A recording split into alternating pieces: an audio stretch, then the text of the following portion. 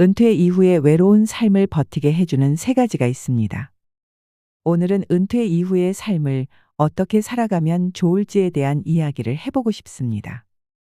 영상 후반부에 있는 50대, 60대의 노후, 악착같이 안 살아도 되는 이유, 3억 집 한 채만 있으면 노후 걱정 없는 이유에 대해서도 꼭 끝까지 들어보셨으면 좋겠습니다. 50대에 퇴임을 하셔도 60대에 퇴임을 하셔도 마찬가지인데요. 이 나이가 되면 자녀분들이 다 장성을 합니다. 적어도 대부분 대학 졸업하고 독립을 하려고 하는 시기일 텐데요. 아이들은 이제 성인이 되었다고 너무너무 좋아합니다. 하지만 우리 시니어 여러분들은 한숨만 늘어가는 것 같습니다. 노후 준비도 생각해야 하고 앞으로 어떻게 살아가야 하나 막막하기도 하실 겁니다. 아이들 결혼도 시켜야 하고 독립도 시켜야 하는데 이런저런 걱정을 하고 계시죠. 아이들을 완전히 독립시키는 게 어찌 보면 아이들의 꿈을 실현하는 또는 꿈의 배경을 만들어주는 일이니까 이게 이제 우리에게는 굉장히 큰 변화입니다. 아이들이 독립해서 나가면 노후에 혼자서도 잘 지내는 사람이 되어야 합니다. 평생을 함께했던 배우자가 어느 한쪽이 먼저 떠나버리게 된다면 정말 완전히 홀로가 되는 것입니다. 은퇴 후에는 이제는 여러분들이 자식을 위해 신경 쓸 일이 없습니다. 그냥 신경 쓰려고 의지적으로 여러분들이 신경을 쓰셔서 그렇지. 여러분들의 자녀분들이 여러분들에게 신경 쓰기를 요구하지 않습니다. 따라서 은퇴는 직장에서는 은퇴뿐만 아니라 태어나서 처음으로 완전히 자유로운 그런 시기를 맞이한 것입니다. 이때부터는 정말 자신이 원하는 인생을 추구하셔야 합니다. 이게 제일 중요한 부분입니다. 은퇴 이후의 외로운 삶을 버티려면 첫째로 우리에게 50대, 60대 은퇴 이후라는 것은 정말 나다운 삶을 살 수 있는 가장 최적의 시기, 가장 중요한 시기다라는 것을 잊지 마셔야 합니다. 두 번째는 우리가 나이가 들어도 시대에 뒤처지면 안 됩니다. 특히 디지털 오리엔티드가 되어야 합니다. 새로운 문명과 기계들은 끊임없이 새로 나오는데 우리는 나이가 들수록 이것도 어색하고 저것도 어색하고 다루기 불편한 것만 늘어납니다. 유튜브를 어떻게 보는지도 모르고 카메라도 만질 줄 모르고 이런 노인으로 늙어가셔서는 안 됩니다. 나이 들어도 끊임없이 배우고 익히는 지혜로운 노년을 보내셔야 합니다. 나이 들어서 못하는 게 많아지는 것은 어쩌면 자연스러운 현상이지만 내가 못하는 것이 너무너무 많아지는 것은 내가 너무 고정관념에 갇혀서 못한다 모른다 해서 배우는 것을 포기하기 때문에 뇌가 퇴화하는 것일 수도 있습니다. 심지어는 나이가 들었더니 책이 잘 안 읽힌다고 신세한탄 하시는 분들이 있는데요. 아이고 여러분들 거짓말하지 마세요. 그럴 리가 없습니다. 50대, 60대야말로 자기 인생에서 가장 실력이 좋을 때입니다. 여러분들 생각해 보세요. 인정되시죠? 그동안 내가 너무 핑계만 대면서 외면해왔던 것은 아닌지 자신을 돌아봐야 합니다. 왜냐하면 지혜가 쭉 쌓여와서 그것이 두뇌에 응축된 상태로 있을 뿐만 아니라 자신의 몸에 다 붙어 있습니다. 나이가 들었다고 나 자신을 과소평가하지 마세요. 몸이 기억을 하고 있습니다. 어떻게 50대, 60대보다 30대가 지혜롭다고 할 수 있을까요? 여러분들이 30대였을 때와 지금의 자신을 비교해 보세요. 물론 육체적인 피지컬한 힘은 젊었을 때가 조금 더 셀지 모릅니다. 하지만 인간으로서의 무엇을 수행할 수 있는 능력의 차원에서 보면 현재 여러분들이 가장 능력이 좋은 때다라는 것은 자명한 사실입니다. 이 사실을 잊지 마시기 바랍니다. 자꾸 노인 행세하려고 하지 마세요. 어디가 아파서 체력이 안 돼서 많이 못 걷는다 툴툴거리시고 말도 괜히 느리게 하시려고 자꾸 그러는 분들이 있는데 그거 아닙니다. 나이 들었다고 뒷짐지고 걷는 습관 들이시는 것. 이런 거 하시면 안 됩니다. 그게 자신을 더 빨리 늙게 만들고 자신을 죽이는 일이라는 거 잊지 마시기 바랍니다. 우리 50대, 60대는 가장 능력이 좋은 시기이기 때문에 이 시기를 어떻게 보내는지가 참 중요한 것입니다. 세 번째는 50대, 60대에 접어들면 이제서야 인생 전체가 보이기 시작합니다. 미움받을 용기라는 책을 읽어보셨나요? 철학과 심리학의 끝은 우리의 삶이 타자 공헌, 다시 말해서 이타성의 삶에 의해서 가치와 의미와 기쁨을 느끼는 것이다 라는 이야기가 미움받을 용기라는 책에서 우리에게 전하는 가장 중요한 메시지입니다. 50대, 60대의 은퇴 시기가 되면 이때는 내가 살아온 발자취가 너무 선명하게 보입니다. 젊을 때는 그게 안 보입니다. 젊을 때는 우리를 성장시키는데 바쁘기 때문입니다. 그래서 나이를 곱게 먹으면 여유가 생기고 타인을 위해 봉사하며 살아갈 수 있습니다. 봉사는 돈으로만 하는 것이 아닙니다. 가슴 아픈 이들을 위해 함께 울어주고 위로해 줄 수 있는 것도 마음 봉사입니다. 남을 위해 내가 할 수 있는 것이 무엇인지 한번 생각해 보세요. 이렇게 얻은 힘이 당신의 노년을 밝게 비추어 줄 것입니다. 우리가 완전히 나다운 삶을 살 수 있도록 자유로운 상태가 됐을 때는 우리 능력이 최대치입니다. 인생을 바라보는 눈이 이제 제대로 박혀서 우리가 의미와 재미를 함께 추구할 수 있다는 것입니다.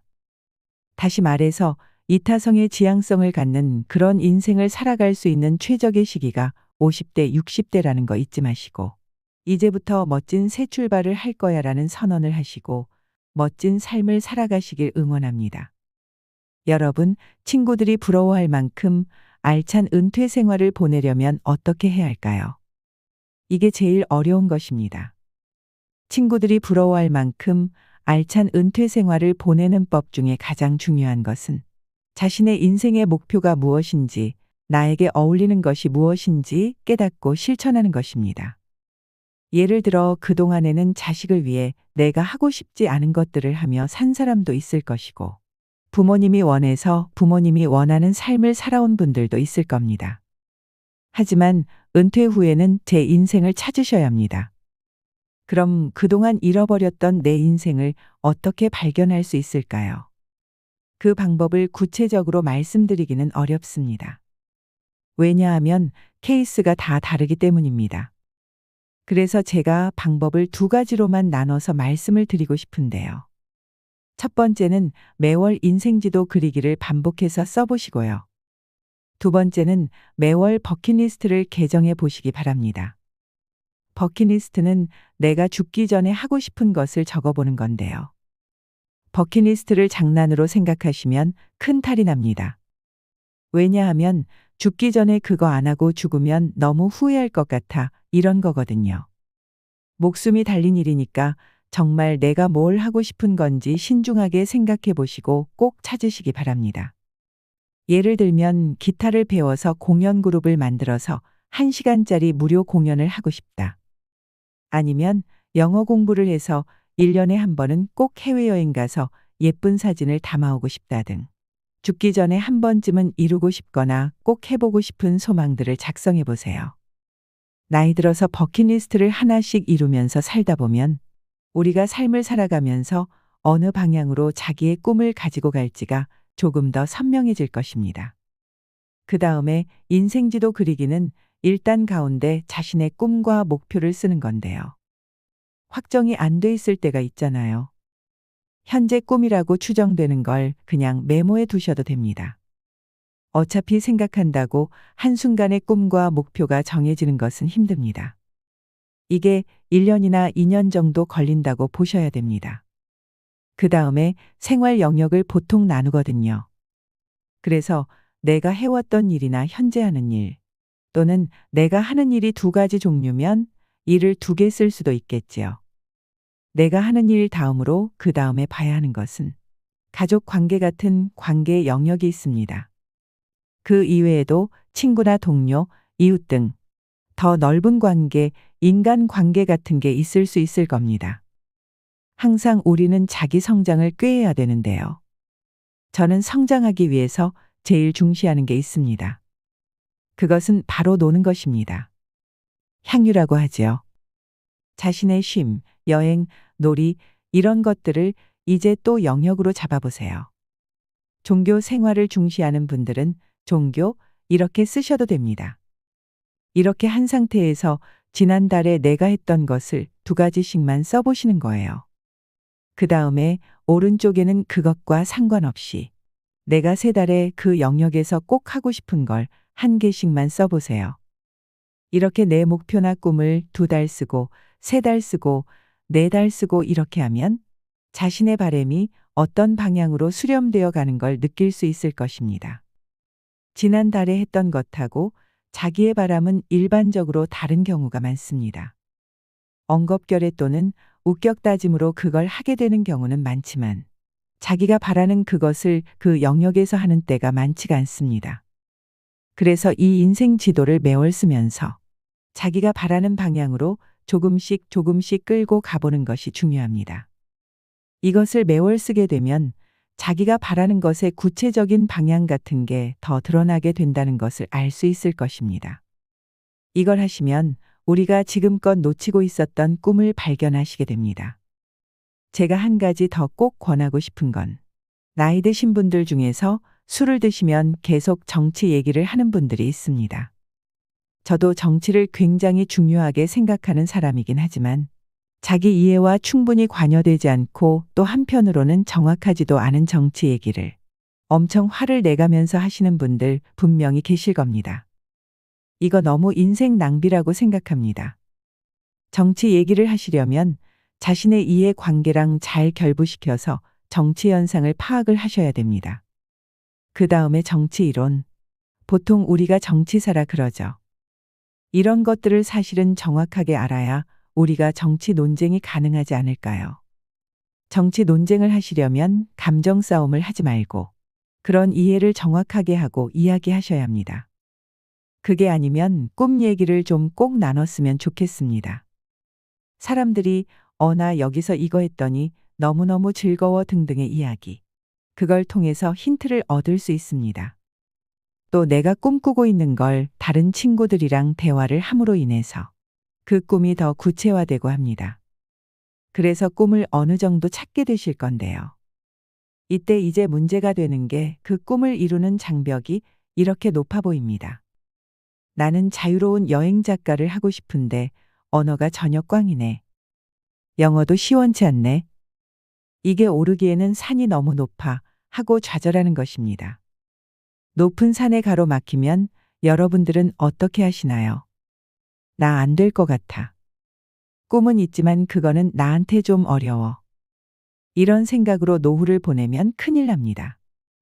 왜냐하면 우리한테 주어진 게 있기 때문입니다. 현재 엄청난 능력과 시간까지 주어졌습니다. 아니 98세 먹은 할머니도 영어 배워서 비행기 타고 해외여행 다녀오는 시대입니다. 영어 하나도 몰라도 공부해보겠다고 제대로 달려들면 수년이면 꽤 자유롭게 의사소통을 하시게 될 수도 있습니다. 여러분들 영어로 대화하는 자신의 모습 상상해 보셨나요? 그렇게 계속 공부하고 노력하시면 적어도 듣기는 완벽하지 않더라도 말하기는 아주 자유롭게 할 수 있는 상태가 될 수 있습니다. 노년의 벽이 벽이 아닙니다. 50대, 60대에 퇴임하고 나면 나는 그거 한 번도 해본 적이 없어. 그래서 더 좋아. 나는 내 실력을 가지고 반드시 더 새로운 것을 배워서 기쁨을 또 느낄 거야. 이렇게 생각하시고 확 도전하고 진행해 보시기 바랍니다. 마지막으로 50대, 60대의 노후 악착같이 안 살아도 되는 이유. 3억 집 한 채만 있으면 노후 걱정 없는 이유에 대해 말씀드리겠습니다. 미디어나 유튜브를 보다 보면 전문가라는 사람들이 노후를 안정적으로 보내려면 자산이 10억 정도는 있어야 한다. 한 달에 500에서 600만 원 정도는 안정적으로 들어와야 한다. 이런 얘기하는 영상들 보셨을 겁니다. 뭐 개인의 씀씀이가 각자가 다 다른 거라서 이런 주장을 하는 전문가들이 틀렸다고 말할 수 없겠지요. 다만 우리 서민들 입장에서는 턱이 없는 금액입니다. 자산 10억이면 우리나라 상위 10% 이상의 부자들이기도 하지요. 현역에서 열심히 일할 때도 한 달에 500만 원, 600만 원 못 버는 경우가 많았는데 노후에 매달 저 정도 들어와야 한다는 건 완전 딴 나라 얘기처럼 들리지 않으신가요? 그런데 전문가라는 사람들이 왜 저런 얘기를 하는 걸까요? 이들은 대부분 금융업계에 종사하는 사람들이거나 아니면 금융 관련 컨설팅으로 먹고 사는 사람들입니다. 그러니 우리 같은 금융 전문가에게 컨설팅을 받으려면 최소 저 정도 금액은 있어야 한다고 가이드라인을 제시하는 게 아닐까 싶습니다. 돈 있는 부자들에게 저 정도는 부담 없는 금액일 것이기 때문입니다. 우리 같은 서민들을 고객으로 받아봐야 큰 돈이 안 됩니다. 티코 여러 대 파는 것보다 벤츠 한 대 파는 게 낫다고 생각하는 것이지요. 그 전문가라고 하는 사람들을 자세히 들여다보면 돈 있는 부자들을 고객으로 모신다고 본인 영업하는 거라는 생각이 듭니다. 솔직히 왜 저러는지 이해가 되지 않습니다. 그렇다면 이렇게 우리와 동떨어진 뜬구름 잡는 금액 말고 일반적인 50대, 60대에게 현실적인 노후 자금은 얼마 정도일까요? 일단 노후 자금으로 왜 10억이 있어야 한다는 얘기가 나왔냐부터 따져보겠습니다. 보통 부부가 노후 한 달에 300만 원을 쓰면서 30년을 산다고 하면 300만 원씩 1년 12달이면 3,600만 원이 듭니다. 이걸 30년 곱하면 10억 800만 원이 나옵니다. 그래서 대략 10억 원이 있어야 한다는 얘기가 나온 것입니다.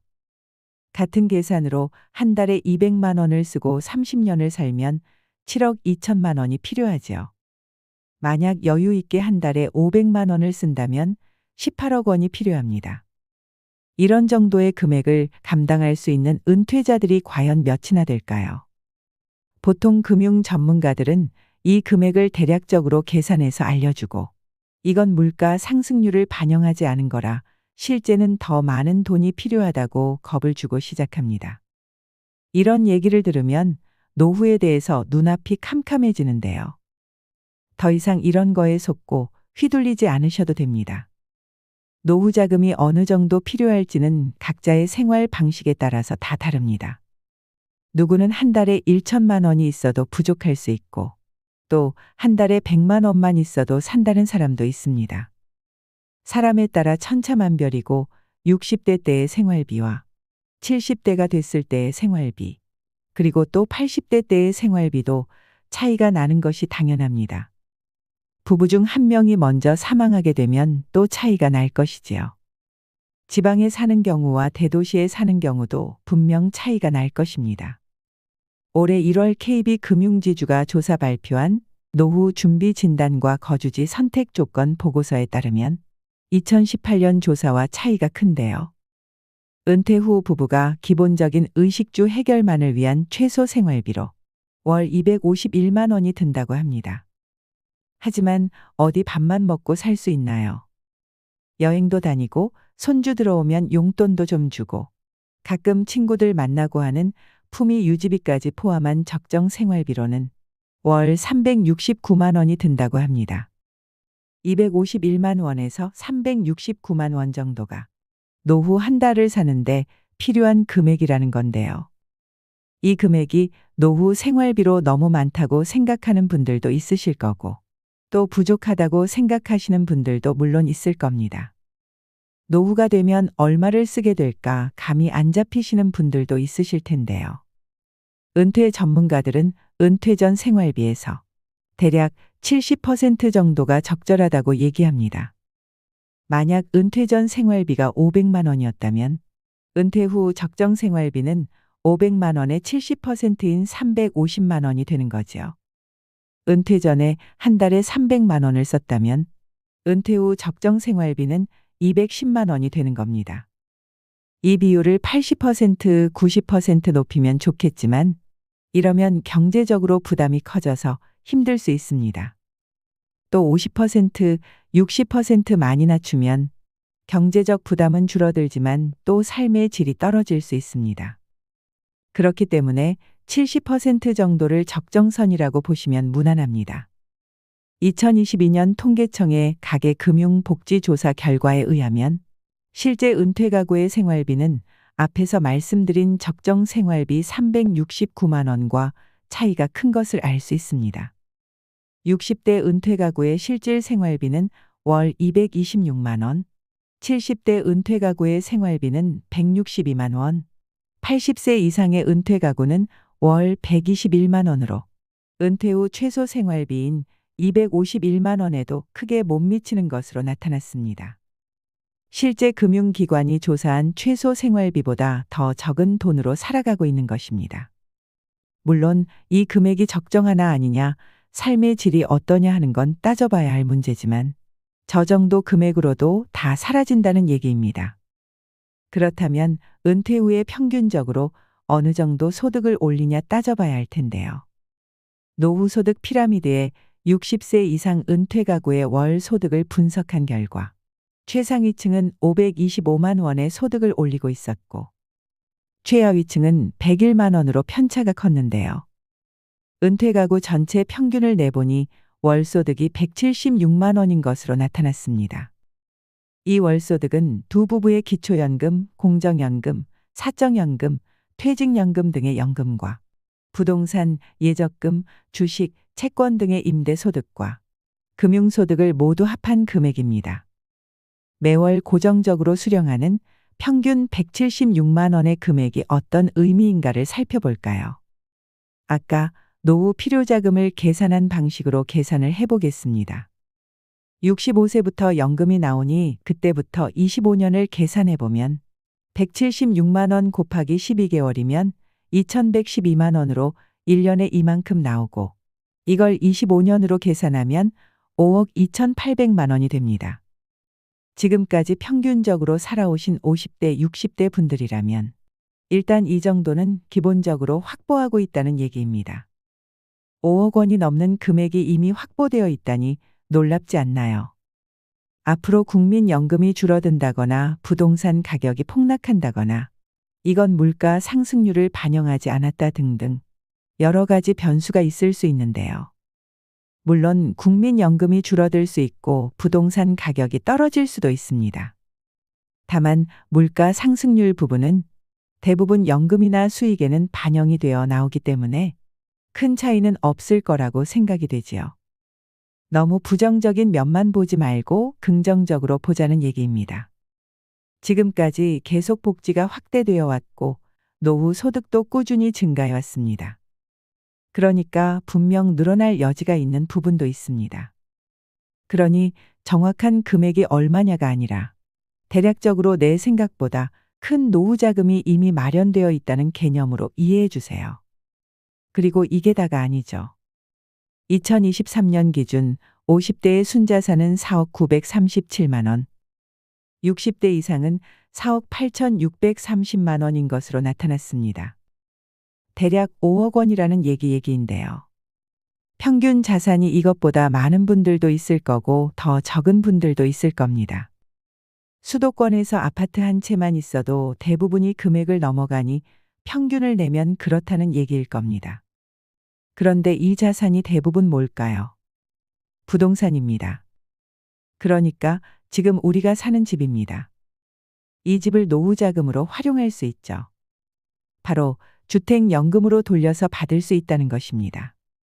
주택연금에 대한 찬반은 있지만 내 집에 살면서 안정적으로 노후자금을 마련할 수 있는 방법으로 주택연금만한 대안도 마땅히 없는 게 사실입니다.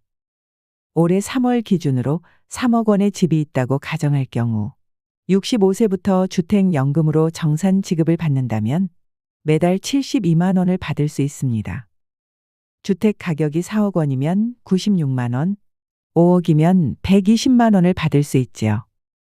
물론 주택연금은 물가 상승률이 반영되지 않고 또 한 곳에서 계속 살아야 하는 등 따져볼 부분이 있지만 그래도 죽을 때까지 나오는 거라 오래 살면 살수록 유리해지는 면이 있습니다. 앞으로 수명이 갈수록 더 길어진다고 하는데요. 건강하다면 가입하는 게 유리합니다. 아까 은퇴 가구의 평균 수입이 매달 176만 원이라고 했는데 여기에 주택연금까지 같이 수령한다고 계산하면 주택 가격 3억의 경우 수입 176만 원에 주택연금 76만 원을 더하면 매달 248만 원을 받는 것입니다. 주택 가격이 3억만 넘어도 월 최소 생활비 251만 원에 근접하는 생활비를 받을 수 있는 것입니다. 주택 가격이 4억일 경우 96만 원을 더해서 272만 원. 주택 가격이 5억이면 120만 원을 더해서 약 296만 원을 매달 받는 게 되지요.